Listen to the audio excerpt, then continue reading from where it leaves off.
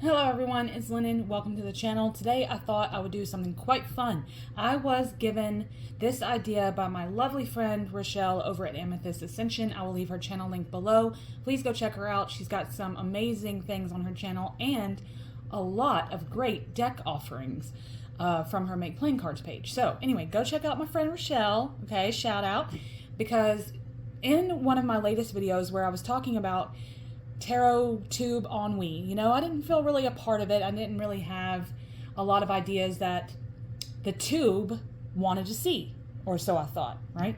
And she had given me some lovely ideas in her comment, one of which was saying use some of my poetry and make up some kind of spreads. And I thought, that's a good idea. So, just kind of mixing things. Like lots of people mix multiple decks and they come up with spreads and they use multiple things in their life in relation to and with tarot and oracle cards. So, I thought that would be cool. So, I got a couple of decks out and I got my Immaculate Immortality, my dark feminine poetry book, because we in the year of the dark feminine, all right? She's been lurking, and like a volcano, she has been sitting magmatized and is ready to awaken, okay? So I thought that in the spirit of that, what I would do is I would bibliomancy something out of here, preferably a poem, right, instead of one of my temples. For every face of the dark feminine that I put in here, I put a temple. So I'm just going to try to bibliomancy a poem, read the poem, and then try to map out some kind of spread with the decks that I have. Now I've got two tarot and two oracles. I've got the Cave of Sybil, and I've got my Dirty Offering. So let's see, let's put that right there. So I got my Dirty Offering. I love this deck so much. But for a little bit more of a darker feel, because we're working with the dark feminine, I decided that the Cave of Sybil will probably be the best. I don't know. She probably preferred to be worked with in this kind of way. So, in the dark feminine, okay? Not that you have to do this. You can use any book. I think you can use any book. You can use nonfiction, fiction. You can use poetry. I'm using poetry because that's just primarily what I've been writing lately and where my head's been at. So in terms of interpreting words and stuff like that, I thought that I would do the poetry. But you could probably just pick out, a book that you've been reading, and then when you get to, because you know how you kind of see tarot everywhere, right? I tend to do that. When I'm reading or watching something on TV, I'm like, oh, that's the Chariot card right there. I always think in my head, oh, that's the Hermit, or, that is so Nine of Wands, And so I see tarot everywhere just because I'm, an aficionado. The same thing can go with any kind of media, I believe. But anyway, so I got these two oracles. And I'm not really sure how. I've done this a few times by myself. I got my Everyday Witch Mini. I need to get the regular size of this because I love this. I love this deck so much. There's something about this deck that is so kitschy, but and it's so many. I don't know if it'll come into focus, but it's so kitschy. I just love it because it just reminds me of what I love about witchcraft. Even though it's mainly referencing the cunning folk attire and stuff like that, still. And then also, I got the Holly Simple out because I thought that if any of my decks were funky, okay, funky enough to coincide with the dark feminine, it would probably be this. Now, I could have gotten the Tarot of the Crone, which is my favorite deck. I could have gotten her out, but I thought that for some reason, using this tarot with these oracles, may give me a little edge, okay? This is a little edgy, it's a little edgy. It's a little pippy. Don't you just love that? I love that. I like the rainbow and the faces. They actually look like, the pentacles in this suit always look like discs to me. Or, coins to me. Stamped clay coins or something. You see that? Like the snake looks so at peace, but he's got a little, I don't know, they've got the little coin babies wrapped around themselves, so I like it. Okay. Anyway, so I got the Holly Simple out. And let me tell you, Holly Simple has some amazing things out, but they're a vibe, okay? Holly Simple is a vibe. All of Holly's creations are just, you gotta be in the mood for them, okay? All right. So, let me bibliomancy this, all right? I'm just gonna get right on started. Now, this is my consecrated version, so you'll see some discoloration and stuff because I've used this and used this and used this. Okay, this is my, like, basically my grimoire version of this book. So, anyway, all right, I'm going to flip to something. I'm going to try to do this, like, pragmatically, but also in camera, so you don't think I'm cheating or anything. Okay, let's see. Speak to me, friend. Speak to me.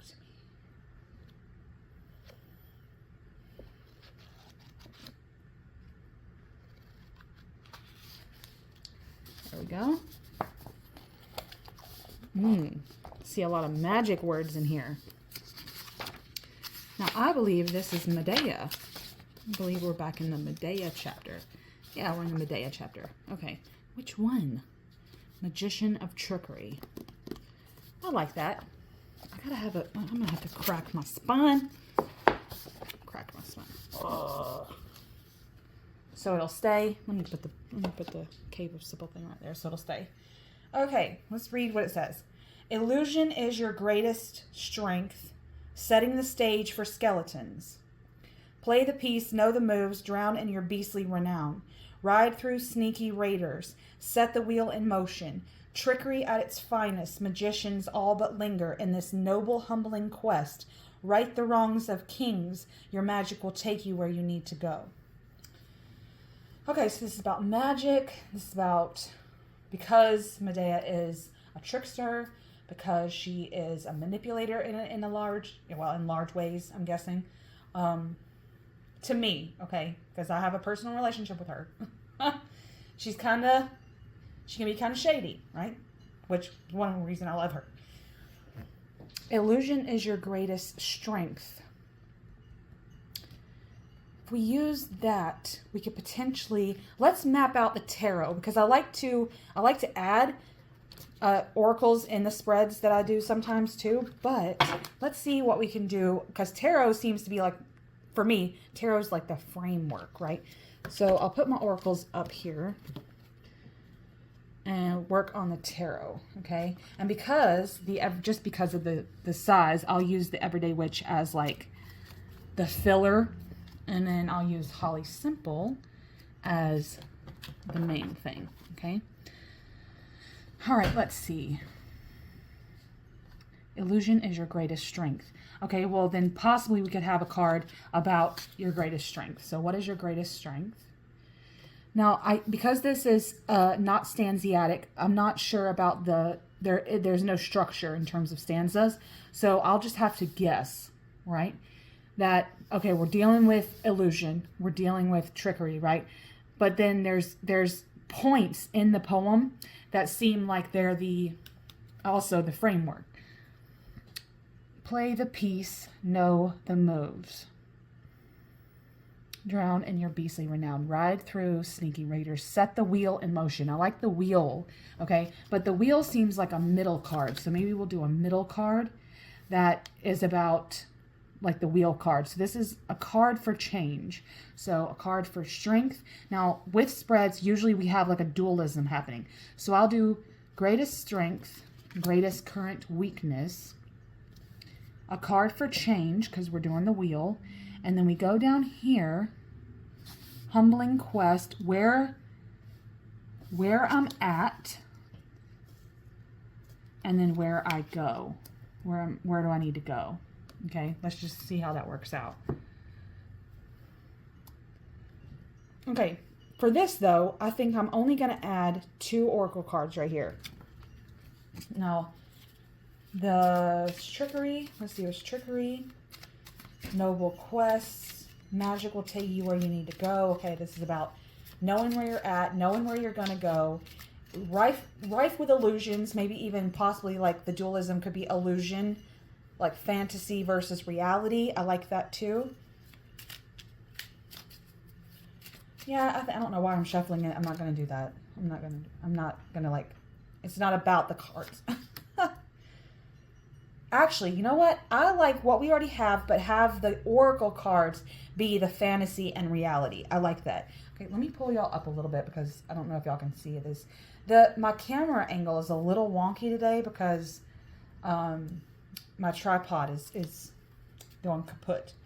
So I'm having to like makeshift something here. Okay, so I like this spread for Magician of Trickery. Okay, so greatest strength, greatest current weakness, a card for change, where am I at and where do I need to go? Okay, so this is a current spread, and then the illusion, fantasy versus the reality. Like what I've been thinking is what I've been like thinking, and something's been like plaguing me, and it's been illusory. But then I need to get a reality check. Now only because I like to try out my spreads. I didn't shuffle hardly anything, but I want to see how this would look if I were doing this and turning everything around. So I guess I am turning it around, but it's only for clarifying purposes, okay? So we turn all these around. Let's see. Just so I can give y'all a read, you know, not a real reading, just like a read on the spread and how effective it is. Okay, so let's see. Let's move those. All right. Greatest strength, 9 of Swords. Wow. My greatest strength is, okay, how would I interpret that? My greatest strength could be my ability to worry, my ability to, maybe possibly this could be my ability to let things go. I'm able to let things go properly, right, when I need to. That's just like not serving me. But then we have freaking 10 of Swords. Okay, but my weakness is the 10. So there's something I love. Okay, first of all, I like that I got the 9, then the 10. I've got my strength and I've got my weakness. But then there's the liminal card up here, which is the fantasy. So it's almost like I've been riding the waves between these two, right? So the whole fantasy is this top half, right? Card of change, perfect change card with temperance. It's about the balance. It's about the juggling. It's about being stagnant too, I believe, in some regards. Okay, and then where am I at now? I'm at the Daughter of Coins. No, call it Daughter of Cups. Sorry, I can't read that handwriting. Daughter of Cups, and then we've got the 4 of Discs. Okay, Cups and Discs. I like that. I like how the stairs, we're doing the divine here. I like the juxtaposition between the blues here and the yellow and blue here. I like that color. Also, these colors tend to match too. I'm looking at that.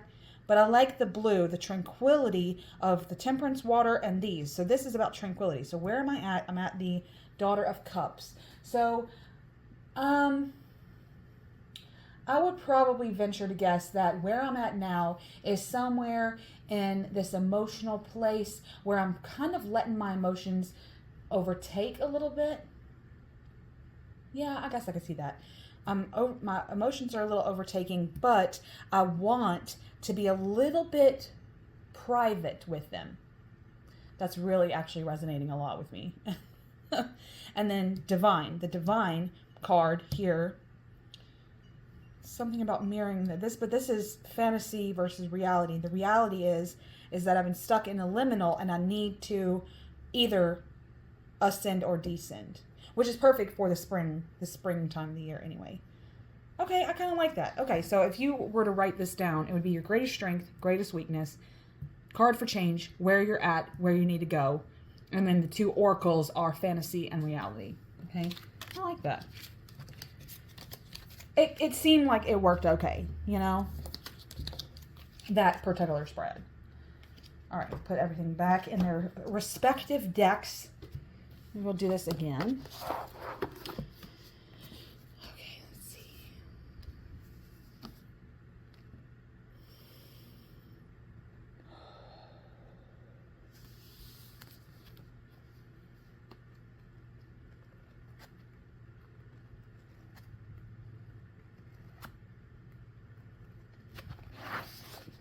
Ooh. Now, my eye, probably because of the drawing, but my eye went immediately to the Piratess of Starry Skies. So, okay, I'm just holding that there for weight, okay? Maybe I should get like a crystal or something.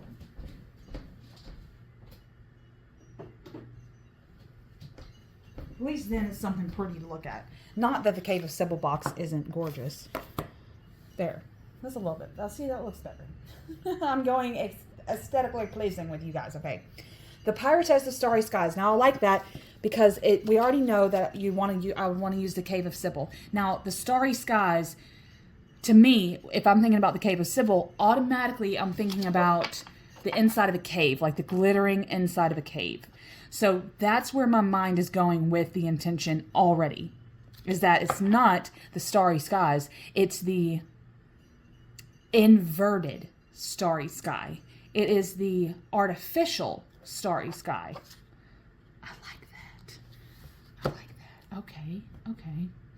I think for this I want to use only oracles. 2 oracle decks or more. Okay, so I'm going to use both of my oracle decks and none of my tarot. I'm feeling very lucid, very theme, very non-structured, a little bit more wild, a little bit more feral, okay, with this spread. And I haven't even read the damn poem to you guys. Okay. Plunder the skies, ruined in depths, cannon fire bursting of stars, cruising sky compass, spoils of haven wrought, pillage stardust, swashbuckling otherworldly planets, all galaxies, tales. Okay, so this is about telling your tale, venturing. This is about venturing to the other world. This is about finding those galaxies that don't exist, finding those otherworldly planets. Not just going to the other world, we're going to the other planets. Okay, one word. We're traveling, but we found ourselves in a cave, with an artificial sky. There's guano leaking, there's stalactites, there's stalagmites, there's it's a descent. It's a catabasis. Okay, so this is a spread about catabasis. But we're pirates here. We're finding the treasure. Finding the treasure. Okay, so the small oracle is the treasure. Okay, let me shuffle because you know how before that didn't work out. We're going to have to like test out the spread. So let me shuffle just to get us a little, you know, so that we can properly test out the spread. Oh my gosh, what am I doing? What am I doing here? Yeah, okay. Are these upside down? No. All right. Cruising sky compass. Cannon fire bursting with stars. Okay. I have a thing about pirates, if you didn't know. One of my favorite movies of all time was Cutthroat Island. Love Gina Davis in that movie. And Matthew Modine, but seriously. Something about girl pirates, okay? All right. Now, I want because it's kind of like a pendant, right? Like if you were to think of the tree of life, think this is Malkuth. The treasure here at the end of a catabasis is the little pendant, the fruit off of the tree, okay? That's what the fruit is anyway in terms of symbolism. It's the fruit that is born. Okay, so I like that. But we have to get there. We're venturing, okay? I like the aspect of having maybe a 3-card spread of the descent.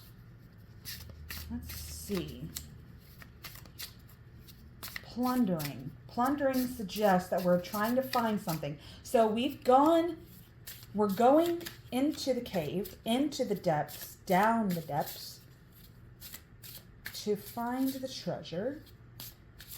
Because we already know it's there. Okay, so we already know it's there.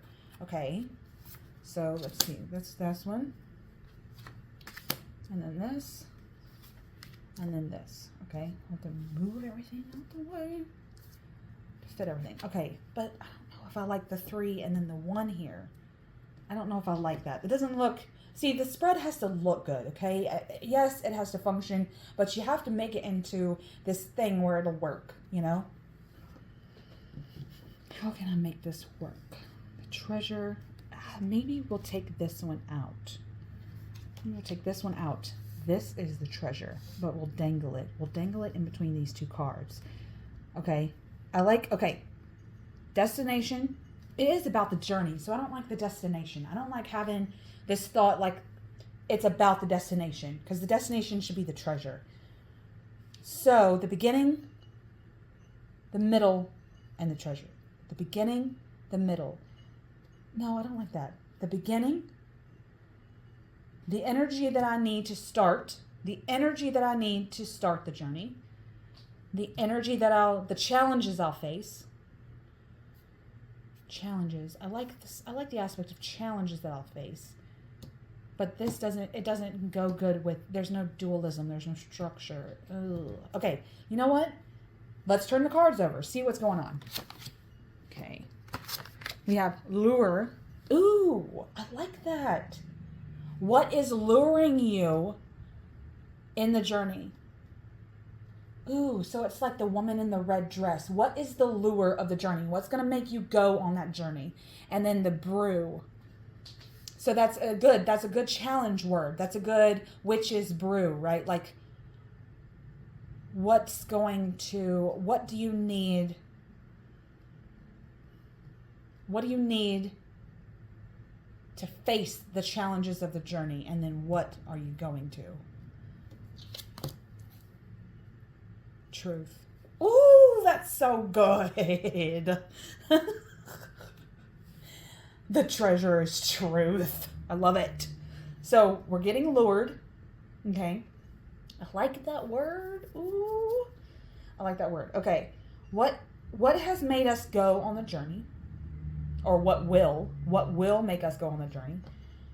What can we do? What energy do we need to possess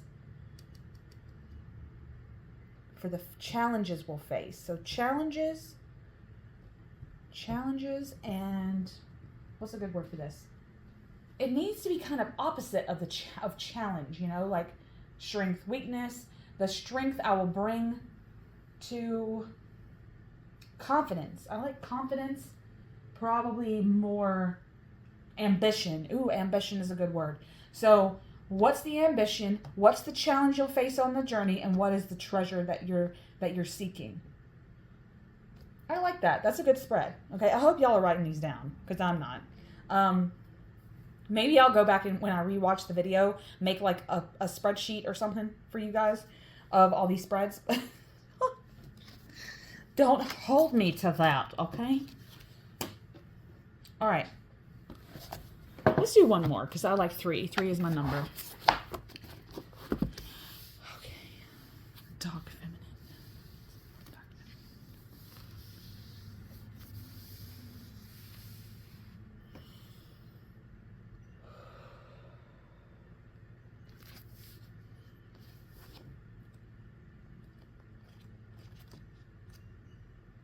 I like this middle page right here. Let's do this one. I stopped at this one, but then this one. Conjure of Immobility. All right, let's just do this one. Now this is Medusa. Okay. All right, conjure. Oh, gotta have this weight on here. Conjure of Immobility. Okay, so immobility means that you can't move. It's about paralysis in large ways. Oh, can y'all see that? I mean, yeah, I guess. It's about paralysis. It's about you can't move, but it's a meditative place. It's not a scary place. It's almost like a sensory deprivation place, because see, Medusa changes her victims into stone, right? So it's about immobility, how she's conjuring immobility. But for me, I have transformed that into, when I get turned into stone by Medusa in like ritual work, in communion with her, it's more a meditative. I need to stop and go immobile, go completely silence, stillness, or immobility, really, paralysis and solitude. And I can kind of commune with her in this temple of stone, okay?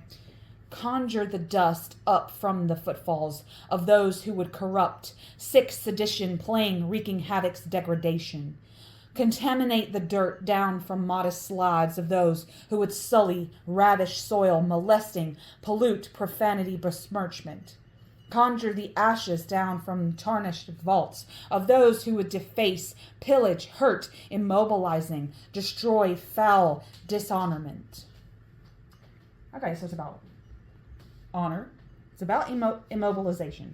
Okay, still like Cave of Sybil for this, but I think I'm going to add this. Tarot, Oracle. Okay, 1 and 1. We'll do that. We'll do 1 and 1. Immobility. Conjure the dust up from the footfalls of those who would corrupt, sick, sedition, playing, wreaking havoc's degradation. Okay, so this is a place of, okay, we're in her temple of stone. We're turned to stone. There's statues, right? She's conjuring up our immobility, okay? Now, most of the time, paralysis is scary, okay? So in what area of our life are we plagued with immobility? This is sounding a lot like fight versus flight, okay? I like that in terms of the spread. Flight and fight response. And freeze, okay? Because we have to add that one for the immobility. So we'll do 3 tarot cards for those 3 words. And I'll figure out the oracle in a second, if I choose to do it at all, okay? All right, and then we'll test the spread out, okay? All right. So, fight, flight, freeze. This is such a cute little deck, okay? I love it so much. All right. I need to put it in my purse, actually. And I like that there's 3 stanzas here. That really makes me feel more structured, more controlled. Okay, so fight, flight, freeze. Let's see, what can I do with the oracle here?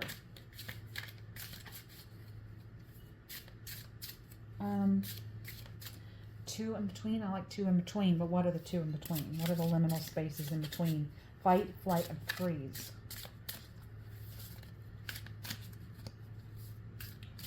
What are the words? Dishonorment, besmirchment, degradation. Okay. Fight, flight, okay. Response. Okay, I like these 2 words. Response and react. Ooh, I like that. Okay, so in between the liminal spaces will be, let me see if I can do this. Okay, so basically, if I had room, okay, it would be reaction versus react versus responding. Ooh, I like this. I like this spread a lot. Oh, okay. So fight, flight, freeze, and react and respond. I like that. Okay, fight is, I gotta pull him way up. I can't see. King of Swords. Ooh, look at that. I like him for fight, but he seems to be fighting with knowledge here. I like that too. So I'm fighting with knowledge. I am fight, flight. Oh my God, how perfect is the 6 of Swords for flight? So moving to greener pastures or calmer waters or whatever the hell you would say. And then I've gotten the Emperor. Okay, the Emperor for freeze. Ooh, I like that. So that's about, see, the Emperor to me is about control. It's about structure, but it's about, making plans and stuff. So freezing, in this context, if I were to do this spread myself, freezing would be advantageous. So fight, flight, freeze. And then how am I responding? No, this is reacting. This is responding. But it probably doesn't matter. Okay. And when I use oracles in spreads like this, and I say, okay, these are responding and reacting, I will go with the keywords. Mostly oracles have keywords. I'll figure out which one's best for the keywords that I put in the spread, right? I won't have them in any kind of order, but who am I to say? So I got cure and trial. Okay. I like cure for reacting, which is where it is anyway. I like that for good my reaction is instinctual, and I'm finding a cure for what ails. So that implies that my reaction is an ailment and I'm trying to find a solution to the problem. Okay, I like that. That makes sense. Now, trial indicates a sort of judgment. My response is defensive, as if I were on trial. Ooh, I like that. So don't be defensive. I like that word too. I like this spread, you guys. Okay, write it down. Fight, flight, freeze, react, respond. Oracle of Tarot. Okay. Ooh, I am loving this. Rachele, girl, thank you. Because I've been having some fun with this, and I'm excited to share it with you guys. Because I'm not going to say that I was having kind of like a lull tarot moment, but maybe I was, okay? So anyways, yeah, get out your poetry books, get out your books, or go to a word generator and say you have an inkling or whatever to do a 3-card spread or a 5-card spread or a 9-card spread. I don't know. Look up, get a word generator. They're all over the internet. Okay, first one that comes up on Google, click it. And then click the button, however many cards you want. Okay, try to come up with a question, an active, not a passive, an active question, and then make a spread. I like doing that too in terms of tarot. I like to just use, with all that I do, I like word generators. So use a word generator and kind of come up with spreads in that kind of fun, funky way. But I like using books. I like using words that you find in books. Like, I came up with a couple of three good spreads here, just looking at this book. So thank you so much, okay, for watching. And I hope that you can get some tarot decks out and start playing around today, okay? Hope everyone's having a great day. Much love.